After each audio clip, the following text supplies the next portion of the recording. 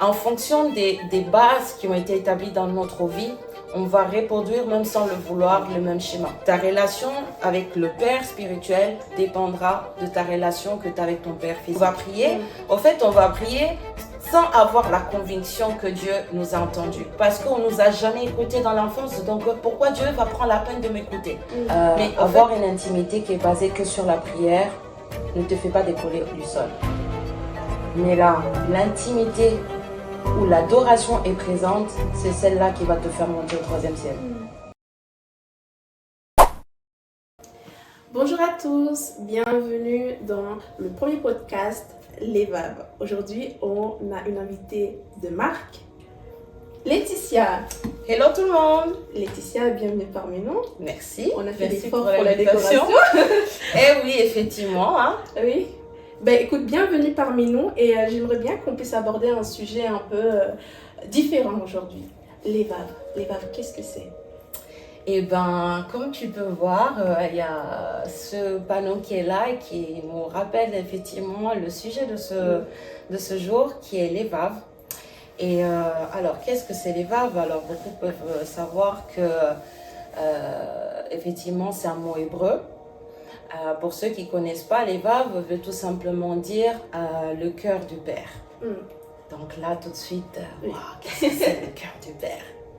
D'accord. Et est-ce que ça a un rapport avec la Bible?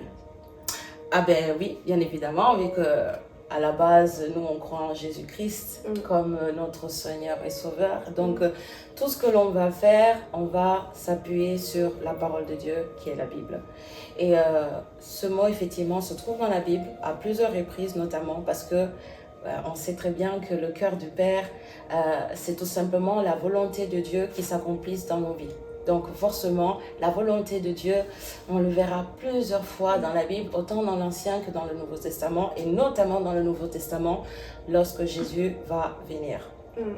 Mais Laetitia, on parle de relation père et fils, mais pourquoi? Pourquoi c'est important?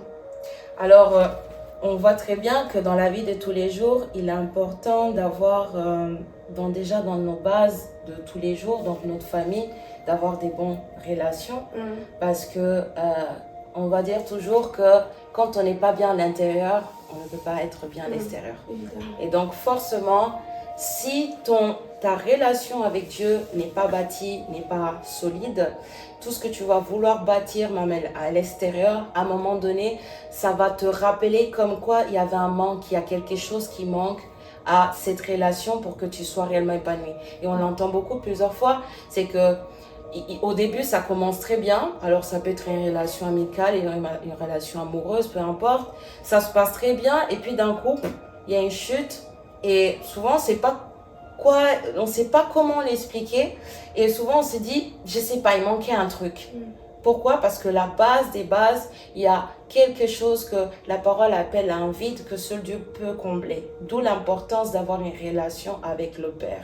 Si dans la vie de tous les jours, ta relation avec tes parents est instable, forcément aussi les relations avec les autres vont être, bancales. Elles vont être limite, tu vas vouloir reproduire la même chose et de la mauvaise manière. Donc c'est pour cela que Jésus nous ramène toujours au Père. Parce que lui-même, il nous parle constamment du Père. On voit que le Père et le Fils ne font que un. Et d'ailleurs, dans ce duo, il n'y a pas qu'un duo, il y a un trio. On en parlera tout à l'heure, peut-être, je ne sais pas, en fonction des questions, c'est pas moi qui voilà. Mais, vous voyez, c'est vraiment, les deux ne font qu'un. Et tout commence de cette relation-là. Alors souvent, on se dit, je vais peut-être oublier cette relation avec le Père et je vais aller me combler avec une autre relation, peut-être amoureuse, mais en fait, il y aura toujours un manque. Parce que tu n'as pas eu cette racine dès la base qui est la relation avec le Père et le Fils. Mais Laetitia, Dieu, c'est un homme ou une femme? Pourquoi on insiste sur le Père et pas la mère? Alors, faut savoir déjà que c'est Dieu qui a créé l'homme et la femme. Donc, dans la Bible, on nous dit pas que Dieu est une femme, Dieu est un homme. Dieu n'est pas genré. Dieu n'est pas genré. Dieu est esprit. Donc, les esprits ne peuvent pas être qualifiés d'homme ou de femme. Donc, en étant esprit, quand maintenant on prend la forme de chair, on voit que Jésus même, c'est un homme dans le cadre physiquement. Quand les disciples l'ont vu, tout le monde l'a vu, c'est un homme.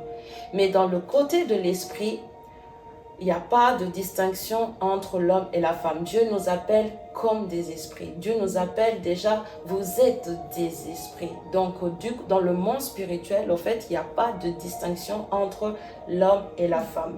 Maintenant, du côté physique, l'homme et la femme ont leur rôle principal. Chacun a sa mission qui est complémentaire l'une à l'autre. La mère, elle va porter justement ce côté affectif. Le père va être justement cette référence autoritaire, mais surtout celui qui va apporter un cadre de stabilité et de sécurité dans sa famille. Donc, il faut toujours ces deux figures.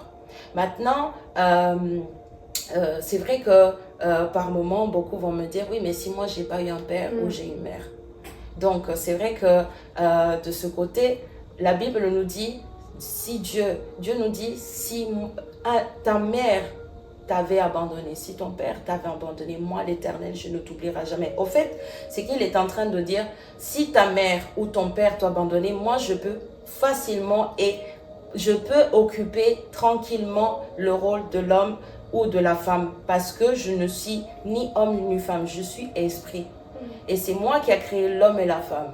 C'est lui qui nous a créés. La Bible nous dit que Dieu créa l'homme à son image et ensuite de l'homme, il a retiré la côte pour que la femme soit créée. Donc on voit véritablement qu'il y a un lien physique qui est créé, mais du côté spirituel, le Père reste la référence. Amen. C'est très intéressant ce que tu dis. Tu nous as parlé du Père absent. Alors, comment, dans notre chair, comment l'absence d'un père ou un père toxique peut influencer notre relation avec Dieu? Alors, en fait, le problème, c'est que, comme on a dit tout à l'heure, c'est que en fonction des bases qui ont été établies dans notre vie, on va reproduire, même sans le vouloir, le même schéma. Et vraiment, c'est que par la grâce de Dieu qu'il est possible de s'en sortir. Ce qu'on veut vraiment dire, même au travers de cette vidéo, c'est qu'il est possible de sortir de peu importe là où tu es, de peu importe la situation que tu as vécue jusqu'à maintenant, peu importe l'adolescence que tu as pu vivre très compliquée liée à ta famille, il est possible de s'en sortir. Alors, par rapport à cette question, la relation du coup avec le père va être impactée forcément parce que vu qu'on a eu un père absent, le père, vu que du coup on ne le voit pas, vu qu'il est esprit, ça devient compliqué de pouvoir du coup visualiser ce que c'est. Ok, père absent physiquement, spirituellement, ça veut dire quoi? Je ne le vois pas, je ne le touche pas. Moi j'ai peut-être besoin d'une affection physique, qu'on me prenne dans les bras et tout ça. Donc forcément, en fonction de la relation que tu as avec ton père, il est très très particulièrement sûr, il est très très sûr même que tu ailles aussi, ta relation de Dieu va en dépendre. Ta relation avec le Père spirituel dépendra de ta relation que tu as avec ton Père physique. Si ta relation avec ton Père est stable, tu verras le Père qui est dans les cieux comme un Père stable. Mais dans l'autre sens, si ton Père était un Père absent, lorsqu'on va te parler de Dieu, tu vas te dire, c'est sûr que ça va, mon Père m'a abandonné, je suis sûre que Dieu va m'abandonner également. C'est comme ça qu'on regarde. Et du coup, même lorsqu'on va prier, au fait, on va prier sans avoir la conviction que Dieu nous a entendus. Parce qu'on ne nous a jamais écoutés dans l'enfance. Donc, pourquoi Dieu va prendre la peine de m'écouter? Mais au fait, c'est là que Dieu doit venir maintenant changer la mentalité qu'on a eue physiquement pour maintenant la transformer afin qu'on puisse vivre une relation épanouie avec Dieu. C'est tout simplement ce que l'Eva veut dire. Avoir une intimité avec le Seigneur. Ça veut dire connaître le cœur du Père. Le cœur du Père selon ce que Dieu nous dit, ce que la parole de Dieu nous dit. Pas selon les pratiques ou les traditions humaines, mais notamment et exclusivement selon ce que la parole nous dit. Très intéressant. Tu nous parles d'intimité avec Dieu. Mais comment avoir cette intimité avec Dieu? Alors, chacun a sa définition de l'intimité. Pour ma part, je vais te donner une illustration assez romantique. J'imagine cette intimité avec Dieu comme une balade avec ton amoureux sur une passerelle, voilà, à côté d'une digue. Les amoureux, écoutez bien. Voilà, au cas où ça peut vous intéresser, c'est important. Mais oui, plus sérieusement, c'est vrai que je visualise vraiment comme une balade où tu marches avec ton amoureux et en fait, vous parlez de tout et de rien. Vous avez juste envie de passer du temps ensemble, de discuter de tout et de rien. Et en fait, en faisant ça, vous êtes en train d'amplifier l'un l'autre l'amour pour ton mari, pour ta femme. Il y a un amour qui est en train de croître, il y a un amour qui est en train de se nourrir au fur et à mesure. Et en fait, c'est ça l'intimité avec Dieu, c'est que tu dois prendre plaisir dans la présence de Dieu, où en fait, tu viens dans sa présence sans déjà t'attendre à quelque chose en particulier, mais en même temps sans venir avec, je ne sais pas, tout un protocole, comme souvent on peut nous faire croire. En fait, tu es toi-même. Tu vas voir ton amoureux et tu lui parles de ta journée, tu lui parles de tout ce qui te traverse, tout ce qui te passe dans la tête au fait. Et tu as envie juste de passer du temps avec lui. C'est tout. C'est ça l'intimité. Mais Laetitia, une question. Est-ce que l'adoration rentre dans le cadre de l'intimité avec Dieu? Yes. L'adoration, elle rentre notamment, elle rentre dans le cadre de l'intimité. En fait, elle fait partie de ces ingrédients qui vont rendre l'intimité beaucoup plus profonde et épanouie. Avoir une intimité qui est basée que sur la prière ne te fait pas décoller du sol. Mais là, l'intimité où l'adoration est présente, c'est celle-là qui va te faire monter au 3e ciel. L'intimité avec Dieu, au fait, elle consiste à connaître le Père davantage, ce n'est pas de se connaître. Au fait, au travers du Père, tu vas te connaître. Si tu veux te connaître en prenant le temps, en faisant, je ne sais pas, du développement personnel et tout, tu ne vas pas te connaître plus que ça. Parce que la Bible me dit que avant que tu sois formé dans le ventre de ta mère, je te connaissais. Je connaissais même le nombre de tes cheveux. Développement personnel ne te permettra pas de connaître le nombre même de tes cheveux. C'est l'adoration qui va te permettre d'aller découvrir des facettes de Dieu que tu n'avais jamais peut-être pensé voir un jour. Et en ce moment précis, à ce moment-là, en fait, tu réalises qu'en fait, ta personne est tellement infime par rapport à la présence, à la personne de Dieu, qu'en fait, tu vas t'oublier. Et en fait, tu vas du coup monter de gloire en gloire et monter en allant vraiment de niveau à un niveau supérieur où en fait, ta soif elle va grandir. Donc, c'est là que tu vas commencer à décoller. Parce que si tu pries seulement, en fait, tout ce que tu demandes se trouve déjà sur la terre. C'est comme en fait si tu quittais d'un pays pour aller à un autre. C'est sur la terre que tu es toujours. La Bible dit que la gloire de l'Éternel, c'est de cacher les choses. Donc imagine-toi que sur la terre, même le trésor le plus important peut être trouvé par un homme. Mais maintenant, le ciel, qui peut trouver ces trésors? Il faut monter. Il faut monter. Et c'est là qu'il y a des personnes dans la Bible, comme Moïse, ils ont vu des choses, ils ont vu le dos de Dieu, ils ont vu des choses extraordinaires qu'un homme ne pourra pas, normalement, il ne pourrait pas décrire. Ça, ce sont les choses cachées. Les choses de la terre, si j'ai trouvé, je peux expliquer, je peux dire à quelqu'un, j'ai trouvé ça. Il n'y a rien d'extraordinaire. Mais à ceux à qui la possibilité est donnée de pouvoir voir les choses de Dieu, c'est ceux qui ont accepté de s'abaisser et de renoncer à leur personne pour aller vers Dieu. Il y a un passage dans la Bible qui nous dit que Dieu cherche des adorateurs en esprit et en vérité. Pourquoi il cherche des adorateurs? Pourquoi il a besoin de notre adoration? Alors, ce sont deux questions distinctes. Par rapport à l'adoration, le temps est déjà venu où il cherche les adorateurs en esprit et en vérité. Et cette phrase, elle est toujours d'actualité aujourd'hui parce qu'on parle toujours, il faut chercher un esprit en vérité, un esprit en vérité, un esprit en vérité. Qu'est-ce que c'est? En fait, il faut déjà revenir à la base de l'adoration pour comprendre ce que c'est être en esprit en vérité. Vu que lorsque Jésus était encore présent, il va commencer à brosser petit à petit aux disciples pour dire « Je m'en vais à un moment donné, mais quand je vais partir, j'enverrai un consolateur qui est le Saint-Esprit. » Donc, tant qu'il était là, en fait, Au fait, même les disciples ne pouvaient pas vivre cette expérience-là de l'Esprit en vérité. C'est juste après, quand ils ont entendu en Jérusalem, quand ils ont reçu le Saint-Esprit, c'est là qu'ils ont eux-mêmes expérimenté d'autres dimensions avec le Seigneur et c'est là qu'ils ont commencé à parler en langue. Donc déjà, il faut comprendre et connaître le Père davantage et le chercher jusqu'à ce que maintenant l'Esprit lui-même te révèle. Qu'est-ce que c'est chercher en esprit? En fait, chercher en esprit, ce n'est pas chercher les désirs de la chair. Déjà, c'est ça. Et en vérité, c'est de s'oublier totalement en oubliant même ses ambitions personnelles.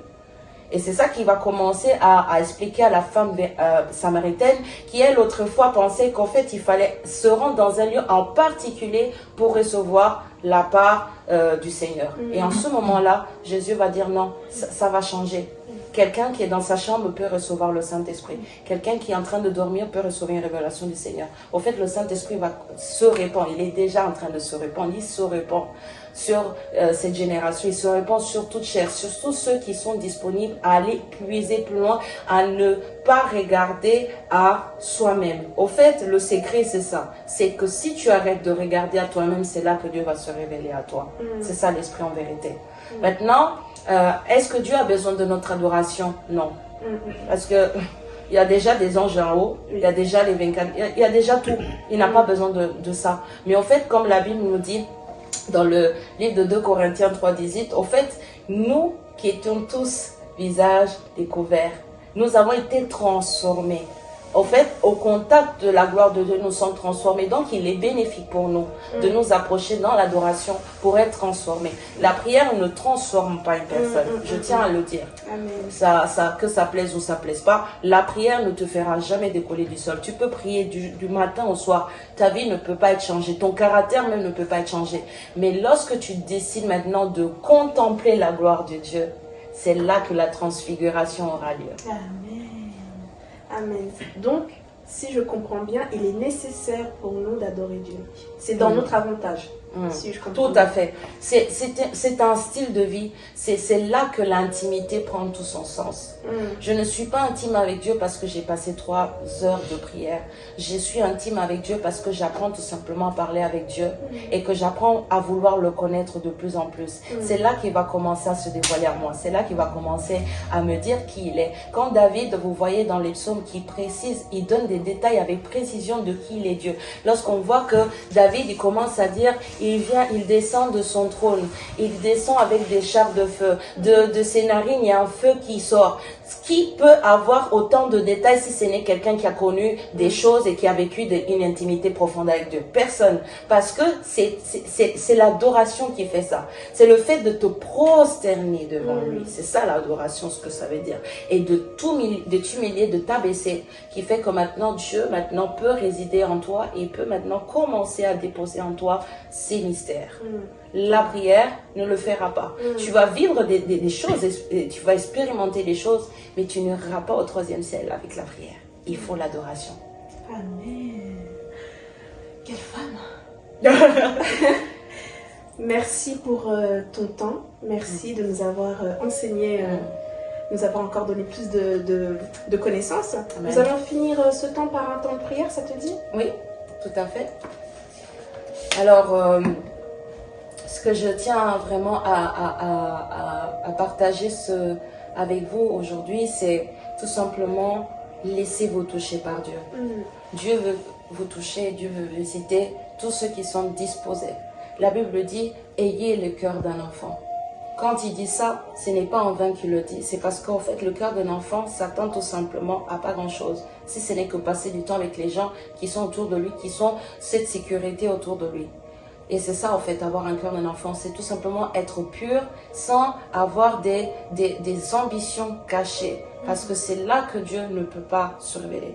Mais ce que vraiment le Seigneur nous mettait à cœur depuis hier, c'était vraiment que cette génération ne passera pas avant que le retour du Fils ne soit, avant que le retour de Jésus ne soit. Donc, on est dans les temps de la fin. Dieu veut utiliser tous ceux qui sont disposés. Dieu veut faire des grandes choses avec ceux qui ont le cœur ouvert et qui disent tout simplement oui à Jésus. Si aujourd'hui c'est ton cas, que tu veux suivre Jésus, si tu sais que et tu sens dans ton cœur depuis très longtemps que tu veux plus avec lui, mais tu ne sais pas comment, prie avec nous tout simplement et dis ceci. Et on va prier, on va s'accorder cet après-midi et on va prier dans ce sens. Tu vas prier avec nous, tu vas dire Seigneur Jésus, je t'ouvre mon cœur. Je suis à toi. Je t'appartiens. Seigneur, fais de moi ce que tu veux. Je suis disponible. Remplis-moi de ton esprit. Remplis-moi de ta présence. Seigneur, je renonce à mes péchés. Je renonce à tout ce qui, jusqu'à maintenant, je renonce à tout ce qui jusqu'à maintenant n'était pas la gloire de ton nom. J'accepte de te suivre. Et j'accepte de faire ta volonté. Dans le nom puissant de Jésus. Seigneur, nous te prions cet après-midi pour tous ceux qui, oh mon Dieu, sont assoiffés. Je prie que dans ces temps de la fin, que tu viennes encore saisir des jeunes, des personnes assoiffées. Je vois des jeunes qui ont soif de toi, des jeunes qui ont soif. Seigneur, visite-les. Dans leur chambre, visite-les. Là où ils se trouvent, visite-les. Seigneur, descends et que toi-même tu révèles les mystères de ce qui tu es, de ta personne. Et que tu leur révèles aussi les choses à venir. Seigneur, ta parole me dit que la moisson est grande, mais qu'il y a peu d'ouvriers. Seigneur, envoie des ouvriers pour la moisson. Et nous avons besoin d'ouvriers, Seigneur, dans ces temps de la fin. Alors touche, Seigneur Père, parce que ce monde attend cette révélation des enfants de Dieu. Alors viens visiter quelqu'un cet après-midi dans le nom puissant de Jésus. Amen. Amen. Merci Laetitia. Merci à toi. Je t'en prie. Espérons que tu reviennes très prochainement. Ben oui. Et on se dit à bientôt. À bientôt. Salut.